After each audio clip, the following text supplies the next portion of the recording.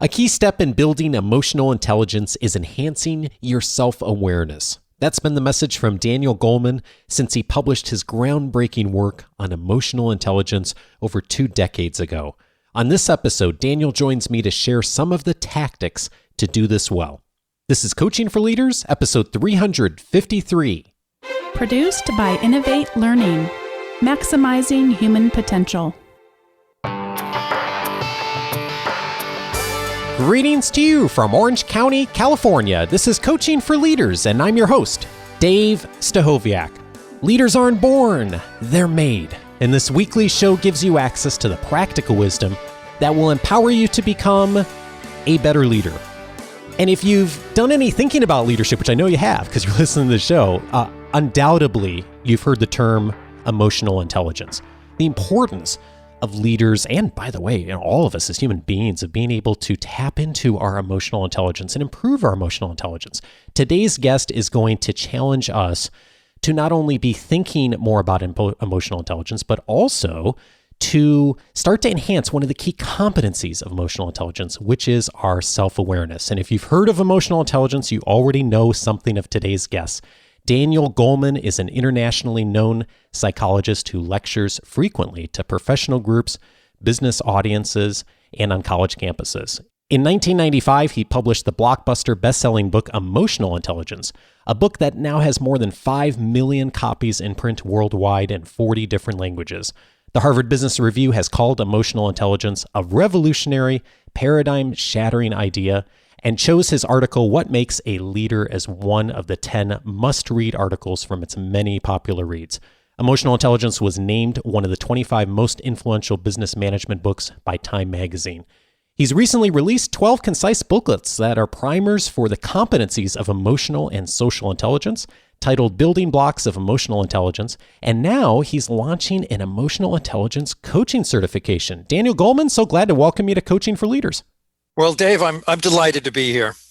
Well, as I was thinking about our conversation, I was thinking I've been in your work and following what you've been doing for probably 20 years now. And as I was preparing for our conversation and reviewing some of your writing, one of the things that I came across and was interested in is I found out you were surprised by the interest in emotional intelligence among the business community when the book first came out. Why was that a surprise to you?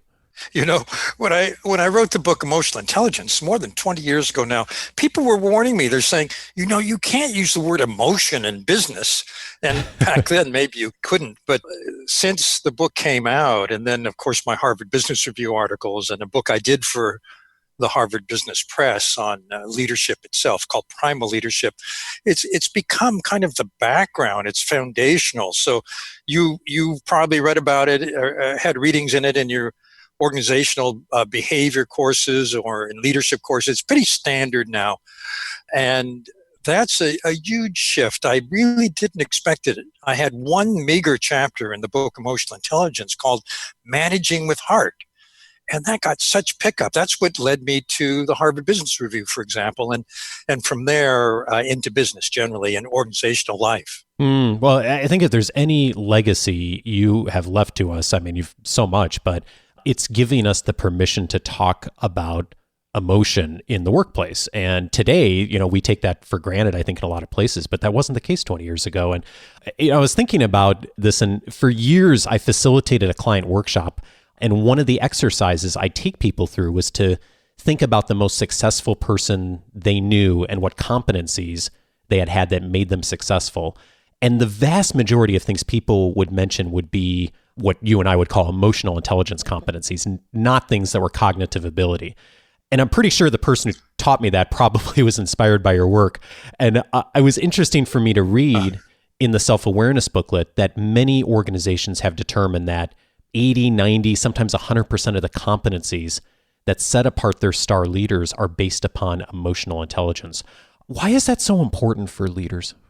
Well, it is important, and the data absolutely supports what you're saying, Dave. For example, the work done at the group I work with often, Korn Ferry Hay Group, found that if someone's strong in emotional intelligence, they're likely to be a very high performing leader. I just saw some new data. This is so interesting, so counterintuitive. At a tech industry among engineers, imagine, engineers are asked to rate each other on how successful they are in their own work. And the peer ratings turned out to correlate 0 with IQ and very highly with emotional intelligence. Oh, fascinating. The reason is emotional intelligence is about how well you manage yourself. Can you keep your eye on your goals? Can you stay positive? Are you self-aware? Do you have empathy? Can you connect with people well? And it turns out that these people skills are what make the difference between people who just are good enough to keep their job and people who are truly outstanding by whatever metric makes sense for that position. You said managing yourself a moment ago, and the first competency that has been a hallmark of your work has been self-awareness as a starting point for emotional intelligence. Why is that the starting point for doing a good job with this? So it turns out that self-awareness is fundamental. If you are tuned out of your own range of abilities, then you can have horrible blind spots and think you're doing a great job. And sadly, there are all too many leaders who have that particular, I would call it a pathology of leadership. But self-awareness is also fundamental to monitoring how well you're doing, to knowing whether how you see yourself fits with how others see you.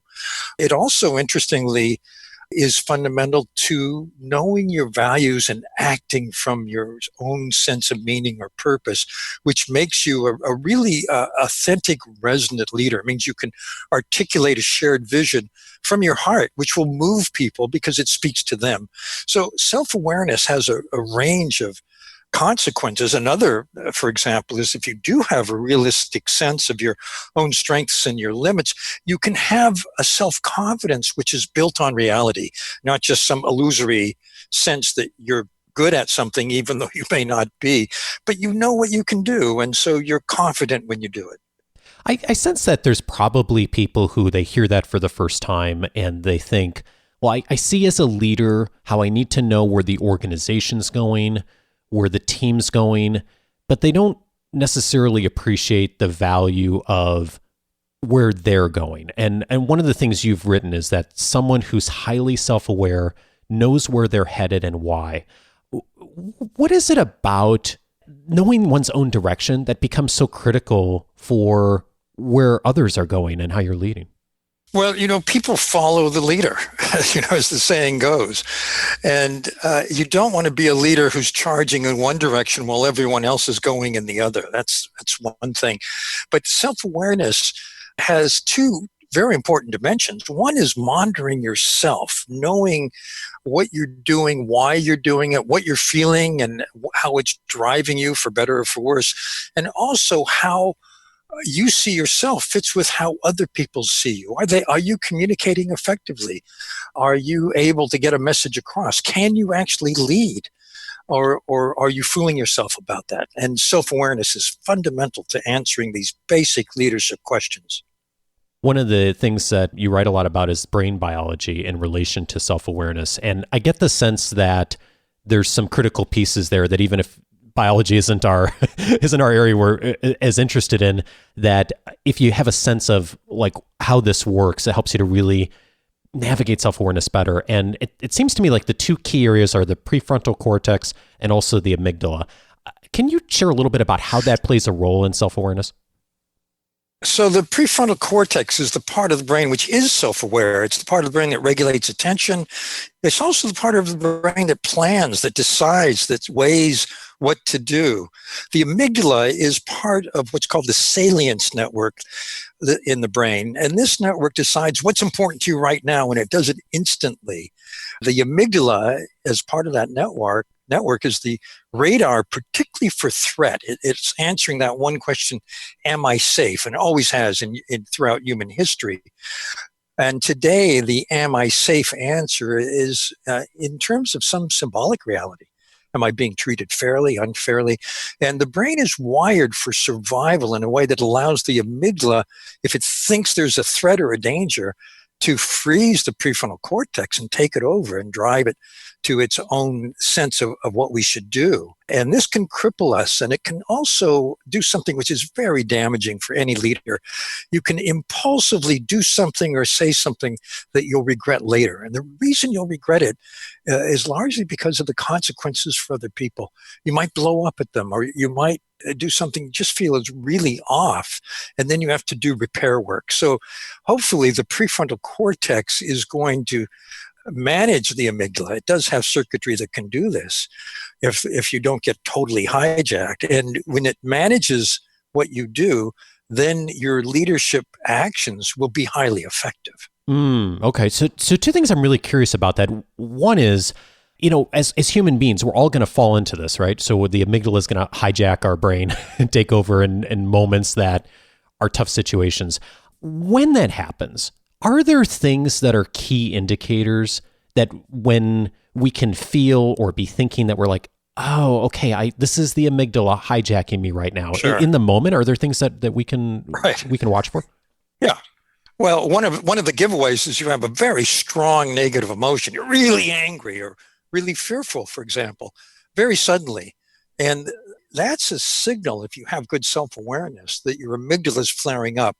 And you might want to pause before you react, rather than just doing the first thing the amygdala tells you to do. The problem with the amygdala is it falls back on overlearned responses. So, you can start acting like your 4-year-old self, not like a mature leader. And that's something you'll definitely regret. So the signals that the body sends you, the feelings that go with being angry, with being fearful, whatever, are something to tune into with self-awareness, to monitor and see them as warning signs and see if you can manage them better, which means waiting, not just responding from what they tell you to do, but getting your prefrontal cortex in the game.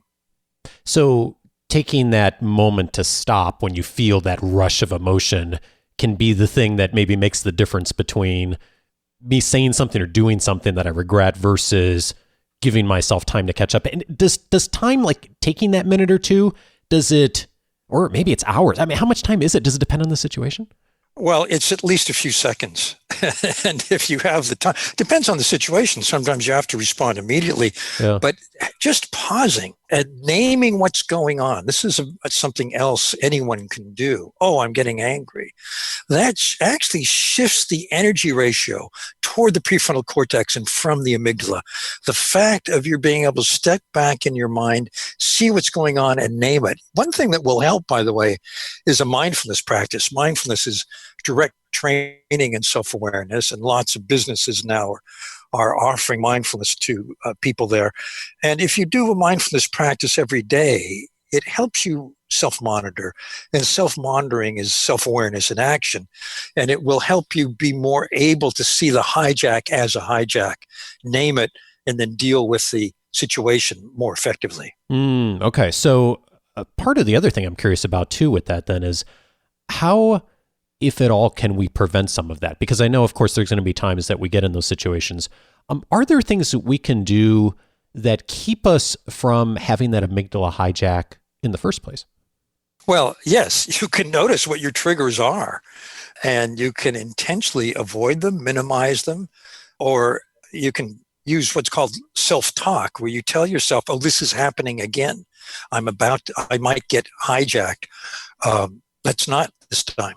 In other words, you can work with the situation if you have self-awareness. It's your radar for what's happening in your life, what's happening at work, what's happening to you as a leader, that will help you see things before they happen or handle them as they happen. What's an example of something that you've seen people navigate through and maybe get a better job at being able to see it coming than they were previously? I was talking to the CEO of a national construction company, and he said, I always blew up and got angry at people that brought me bad news, even though they weren't responsible for the news. And with a little, self-reflection, self-awareness, and by the way, self-awareness allows time for self-reflection. He said, I realized it was my own fear of failure that was making me blow up. And once I knew that, I didn't do it so much anymore. So in other words, self-awareness can give you insights into dysfunctional habits that you may have as a leader so that you can begin to change them. It's really interesting how much of this comes back to noticing and labeling the things that are happening so you can see those patterns and then, like you said, be able to prevent that a bit in future situations when you see those patterns repeating themselves. Yes, and when you say noticing and labeling, you're talking about key functions of the prefrontal cortex. And if you can activate the prefrontal cortex, particularly in those hijack moments, it gives you much more internal degrees of freedom over how you behave. One definition of maturity is widening the gap between impulse and action. It's just like that quote from Stephen Covey's book in The 7 Habits of Highly Effective People, that we have a choice. I'm not going to get it right, but we have that choice as humans between stimulus and response and taking that time to decide how we're going to respond to something. Yeah, sure. And the stimulus leads to the impulse. And if it's the amygdala, it's an instant impulse. And the pause gives you more opportunity to have a more mature reaction. And then what he calls the response, stimulus response, I'd say it's the same. What you do then, what you say, what you do will definitely be more effective than if you just did that knee-jerk thing. I reached out to a few of our Academy members in preparation for our conversation and who've been fans of your work and asked them, what are they wondering about? And Belinda wrote and said she was curious about what are some of the concrete steps that we can do in order to develop EI competencies, and particularly around self-awareness. We just mentioned one of them. When you're starting to work with leaders, Daniel, where are the starting points of the conversation around self-awareness as first steps? Well, one of the most powerful assessments of a leader's self-awareness is to take a 360-degree instrument, not for performance. A lot of organizations routinely use 360s to see how people are doing. That skews the results. I say use the 360 only to develop further strengths as a leader. I developed one with my colleague, Richard Boyatzis, and the folks at Korn Ferry Hay Group, called the Emotional and Social Competence Inventory, which looks at the 12 specific competencies that we've found distinguish the outstanding leaders from average. And then you rate yourself, and then people whose opinions you trust and value rate you anonymously. You get that feedback as an aggregate, but the gap between how you see yourself and how others who know you well see you tells you where your blind spots might be, what your gap is between my own sense of myself and a more realistic assessment. That's the starting point, because that tells you where you could usefully focus. And that's an exercise in self-awareness. I think any leadership development has to start with enhancing self-awareness. Then during the process, and I recommend for leaders a coach, a one-on-one coaching, I think is the state of the art. You use your self-awareness throughout the whole process because you have to monitor how you're doing. You have to give yourself constant feedback. Notice, am I really changing? Am I really improving on this dimension, whatever that dimension might be? There's just no substitute for that kind of feedback and a one-on-one coach. I'd agree. I think. And also, it's not only that there's no substitute, but you want to enhance your own capacity for being self-aware, for being aware of how you are in the moment, monitoring how you're doing, tracking it, seeing if you're getting better. For people who, for whatever reason, coaching isn't an option or they just don't have the resources to invest in it, what are things that you found that have been helpful to be able to get that kind of objective feedback that maybe, even if you're not working with a coach, that has worked? Well, you can get a 360. You can use the ESCI 360, for example, on your own or through HR, and then work with a learning partner. I do encourage people to get support, not to go through a learning process only on their own, but to have someone, a group or a buddy or someone that they can talk things over with, because there will be days when you blow it. And many people give up thinking, I can't do this, I can't make this change. But actually, you want to see that as a learning opportunity, a time that you can look at what happened, what the trigger was, how you behaved, and prepare yourself for the next time that trigger comes along. You found that one of the hallmarks of self-awareness is a self-deprecating sense of humor. I'm so interested in that. How did that come up, and what have you seen that's Well, made that so important? It's interesting.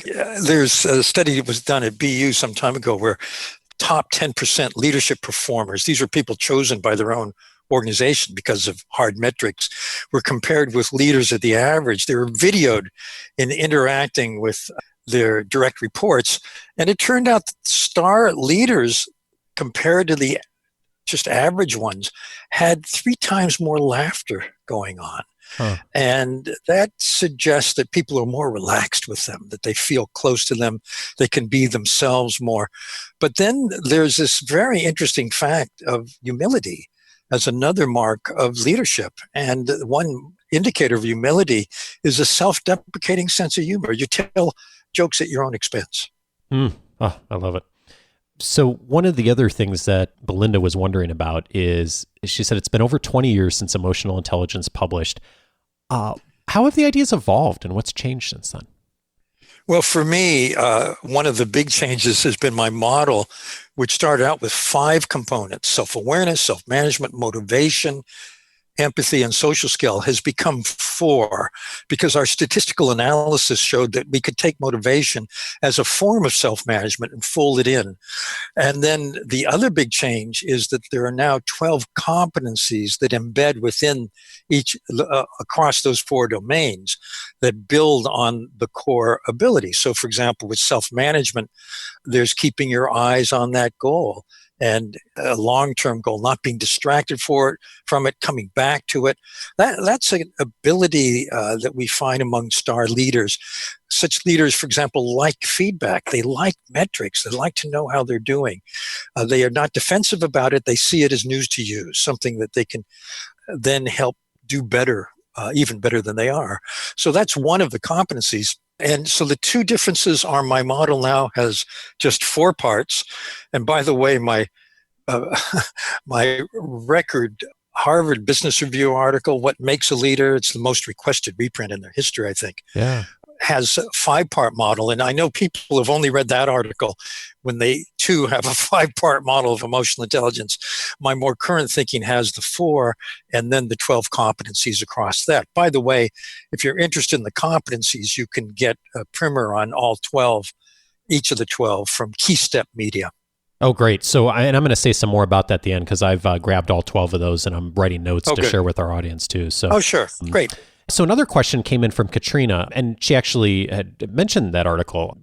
She asks, you talk about how some of emotional intelligence skills are traditionally viewed as weak or soft and not ideal for management quality. For example, when you talk about self-awareness, you've mentioned that many executives mistake candor about feelings for, and you use the word wimpiness in that article, and fail to give due respect to employees who openly acknowledge their shortcomings. She's curious if you found ways to overcome some of those traditional biases. Well, I think that having emotional intelligence valued in the culture of a company allows people to be more honest and more realistic. And if you look at the indicators or the characteristics of high-performing teams, for example, you find that such candor is part of it, because people feel a high level of trust. They know that being honest with each other about their strengths and limits is going to help them work better as a team. So I think that what's happening is a shift from, 20 plus years ago, where, you didn't mention emotion, to valuing emotional intelligence as a toolkit that helps everybody be a better performer, and particularly leaders. So I don't know that there's a particular trick to it, but I think that as the culture shifts that way, people will value the open, honest expression of, for example, a person's limitations in a way that they wouldn't have some years ago. Yeah, I get the sense, just having watched the culture over the last 20 years and thinking about my own work and training, that this shift has happened in a lot of places, and there's certainly places it has not, or it's happened very slowly. But whereas words like love and emotion and caring were very unusual 20 years ago, today, in a lot of organizations, they're much more embraced. Yes, and I think that the languaging change that you've noticing is one indicator of the shift toward valuing emotional intelligence in workplace culture generally, which means that leaders more and more are being evaluated through this lens. And people who are seeking employment are also being evaluated through this lens, as well as high potentials. And it's kind of a self-reinforcing cycle. The more that happens, the more allowed all of this will be. Katrina also was wondering about gender differences in emotional intelligence, and specifically when thinking about managers who are developing and promoting future leaders. She was wondering if you had any thoughts on that. Sure. Actually, first of all, we have to remember all of emotional intelligence is learned and learnable. Where a person is now is just a photograph. It's not a video. It doesn't show how they can progress. Secondly, it is also very interesting that women on average tend to score higher on norms on every emotional intelligence test I know about. However, those norms are two largely overlapping bell curves. Women are particularly good at some kinds of empathy and at social skill compared to men on average. Men tend to be better in some indicators at managing upsetting emotions and self-confidence. But this doesn't mean that any given woman couldn't be as self-confident as the most self-confident man, or any given man as empathic as the most empathic woman. The real payoff, though, is a study that was done by Ruth Jacobs at Hay Group some years ago of star leaders, which found that the gender differences that you see on average disappear among the top 10% performers.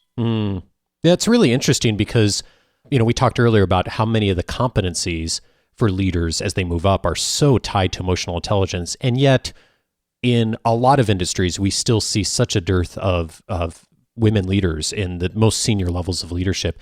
Is it merely a matter of time and we are just catching up, or are there other things that you've seen in your work that are obstacles that you've also seen some of the most successful women be able to navigate around?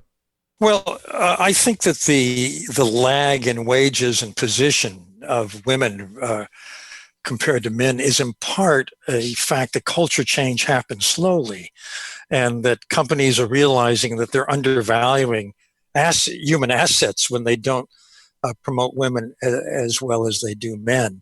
I think part of it may be that it just will take time to make these changes. They're very ingrained.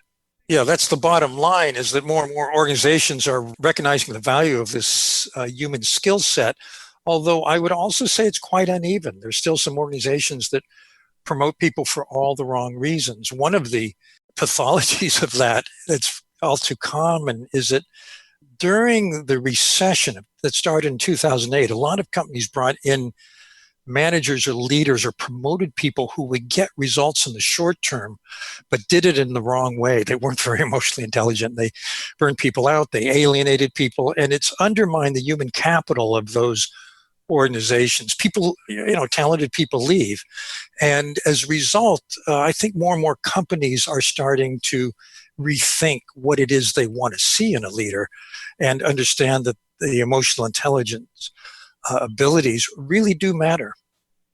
Well, speaking of the abilities and developing them, one of the things you've put together and recently released is the primer booklets on the emotional intelligence competencies. I'm wondering if you could tell us a bit about those and the coaching certification that you're making available now for those who really want to get better at this. Sure. So we've taken the 12 competencies and put everything you need to know about each one in a pocket-size booklet. And so there's a set of 12, each of which you can carry around individually. So if you're working on being better at influencing or persuading, or at empathy, or managing your upsetting emotions, your emotional balance, there's a primer on each one of those. Coaches are starting to use them too, because you're working with someone on that particular ability. And we have the entire emotional intelligence skill set, the competencies, boiled down into one of these pocket-sized primers. This is part of a larger initiative I'm involved with at Keystep Media. We're starting with a program on coaching in emotional intelligence. This is something that leaders are asking for more and more. And we feel that we want to have a cadre really of coaches who are skilled in precisely that. We're starting this coaching program in the fall 2018, but then every 6 months thereafter, we'll have another group go through, and I'm very involved in that and in the design. So if there are coaches out there listening to you who want to enhance their skills in helping people become more emotionally intelligent, that too can be looked into at Key Step Media. All right, great. Well, I have grabbed all 12 of the books already. I've been reading through them. They're fabulous. So we're going to put links to all of that, plus the information about the coaching certification for those of you who that's of interest to in the show notes and this week's leadership guide. And so lots more coming on that. Daniel, by any objective measure, you're one of the most successful thinkers on leadership and management of our generation. And of course, the best leaders are always growing, learning, and changing their minds. What have you changed your mind on in the last 5 years? Well, I've become very interested in a dimension of being and excellence, which is orthogonal, not parallel to, but rather in another dimension, but I think enhances emotional intelligence and any leader's behavior. And that is people's sense of purpose or meaning, what's valuable to them. This is really new thinking for me. My friend at Harvard, Howard Gardner, calls it good work, where you take what you're great at, your excellence, and you pair it with what you love doing, your passion, what engages you, and align it with your ethics, your sense of purpose and meaning. And that is work that's fabulous. If those three things line up, your excellence, your engagement, and your ethics, then you're on fire. And that's a new insight for me. Daniel, I appreciate everything you've done for all of us on bringing the work around emotional intelligence into our workplaces and into our families. It's really helped me to be a better leader, and I know so many in our community. Thank you so much for all your work. Well, thank you for your good work. It's a pleasure. Daniel Goleman is the author of the new series, Building Blocks of Emotional Intelligence. Check it out, and also the new coaching certification.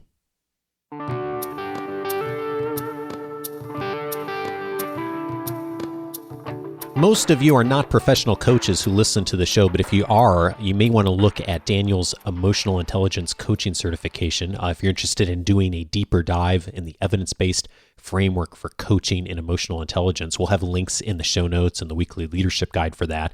For the rest of us, you can explore a lot more about the 12 competencies of emotional and social intelligence in the guide set that we talked about during the conversation, Building Blocks of Emotional Intelligence. They're concise primers for each of these areas. I went ahead as I was preparing to interview Daniel and purchased the whole set of them and have been going through them over the last few weeks. And as I often do for interviews, highlighting some of the key concepts. So I'm going to be including links to the PDFs of my highlights from those guides in the show notes and in also the weekly leadership guide. So watch for that on Wednesday when you get the guide. If that's something you'd like to dive into more and see what's in there, I think that'll be really helpful to you. Speaking of being helpful, Daniel and I were talking as we were preparing for this conversation, and he said, hey, I'd love to hear what questions come in and come back in a month or two and respond to questions from the listening community. And so I made the invitation right away for him to come back, and he is going to be back here in a couple months. And we're going to tackle questions from you that came out of this conversation, or perhaps you have a question for Daniel on emotional intelligence in general, or something you've tried in the past, or maybe have read from his work, or just a general question on emotional intelligence. If that is you and you'd like to ask a question, here's where to go: coachingforleaders.com/feedback. When you get to that page, there's a link to record an audio question, or you can write a written question. Be sure to mention it is for Daniel Goleman, and then when he comes back on the show in another month or so, I'll consider that question as part of our format for that show, and he'll be responding to questions. So again, go to coachingforleaders.com/feedback. If you have a question about emotional intelligence that you'd like to toss Daniel's way, he would love to respond to it. Now, a few related episodes to today's conversation. Back on episode number 196, Marshall Goldsmith was on the podcast talking about creating behavior that lasts. And if you go in the podcast library and click on the button Personal Leadership, you're going to find that episode coming up. Marshall talked about some of the key practices, not only from the research, but also with his clients and also his own personal practice as one of the top coaches in the world, what he does in order to change behavior and make it last. Of course, self-awareness is a starting point for that, and then changing behavior in order to become more effective is key. So episode 196 is a place to go for that. Also, I would recommend episode 336, The Choice for Compassion, another one that's going to come up if you hit that personal leadership button on the library site. That was a conversation with Dr. Edith Eger. She is a 90-year-old Holocaust survivor. Some of you will remember hearing that conversation from a few months ago. She is probably one of the most self-aware people I've ever had the privilege to interview on the show. If you are looking for some inspiration of someone who has done the hard work of self-awareness, of self-examination, and utilize that in order to bring great things to the world, episode 336 is a must listen. Check out my conversation with Edith Eger. Also, I would recommend episode 341, How to Leverage Your 360. A few weeks ago, I had Tom Henschel on the show. He talked about some of the strategies for getting the best results from a 360. Of course, as Daniel mentioned during this conversation, doing a 360 or an emotional intelligence assessment is a very effective way to increase your self-awareness. Tom and I talked about that in the conversation, and Tom highlighted one of the key points that Daniel repeated today, which is that 360's assessment should primarily be for development, not for performance management. So you hear that theme echoing again and again as far as how we utilize some of these instruments. Episode 341 is the one to check out if that is of interest to you and some of the logistics of how you do that. Now, all of those episodes and many other resources are available to you if you set up your free membership on the coachingforleaders.com website. If you're interested in doing that, just go over to coachingforleaders.com, set up your free membership. It's going to give you access to the entire back catalog of the last 7+ years of expert interviews on the show, searchable by topic. The free audio course is there. All my book notes are there. The library is there. The resources are there. There's a whole bunch more I'm not even mentioning. Again, coachingforleaders.com. If that's of interest to you, join in with our community. And I'm really excited to join the conversation with you as you get involved with the free membership. Hey, Bonnie and I are back next week for our monthly Q&A show. If you have a question that you'd like to submit, maybe not related to emotional intelligence, for us to consider for a future Q&A episode, go to coachingforleaders.com/feedback, submit it there. We'd love to hear your question and consider it for one of our future Q&A shows. Have a great week and see you next week back with Bonnie. Take care.